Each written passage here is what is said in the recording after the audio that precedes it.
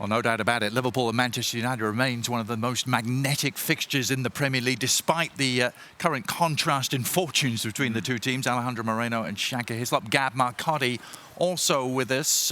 Just a reminder of what the standings look like heading into the Premier League's big weekend clash. Liverpool very much top of the table, and Manchester United just outside at the top four at the moment, 5 points behind Chelsea. It's a Sunday encounter at Anfield.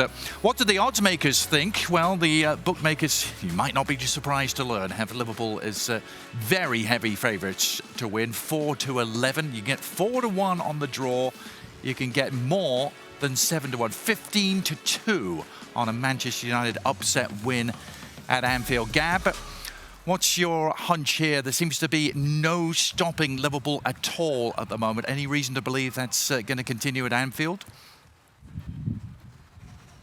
No. I mean, I think what strikes me about Liverpool is I don't think that they've necessarily been as overpowering or as strong as they in the last couple months as they were earlier in the season.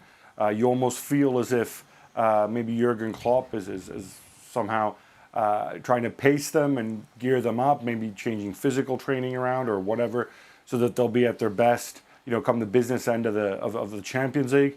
But yet, despite this, they manage games relatively well, and they keep winning. 20 wins and 1 draw out of 21 games tells its own story. Even last week against Tottenham, you saw that there was some pause in the second half. Spurs had a few chances, but on balance, you never kind of got the sense that Liverpool were going to lose this. So for that reason, no, I think you got to go Liverpool. Don't expect you to disagree too heavily, Ali. No, the only thing I would say about Manchester United is that they've looked their version, or this version of Manchester United at their best when they've been playing against teams that are, on paper, superior to them. Yep. And so they look threatening against those teams, and primarily because they are able to sit in and then look for the counter. However, the big caveat to that is the fact that if indeed you're going to play on the counter and you've been successful on the counter, that is a counter that is led by Marcus Rashford, who we saw coming off injured against Wolves. And so if he's not available, or he's a lesser version of himself, then how in the world can you make an argument for Manchester United? Well, I'm not.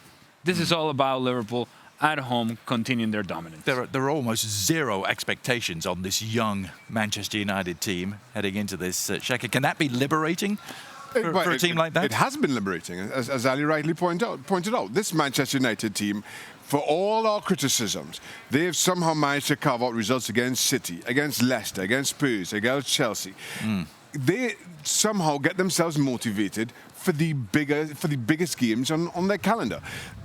That being said, that is the best we can say for Manchester United, because ultimately, when it comes to talking about Liverpool and what we expect from them, they have just been far too good for everybody in this league. You know what they're going to come with. You know what they're going to do, how they're going to hurt you, yet nobody's been able to stop them.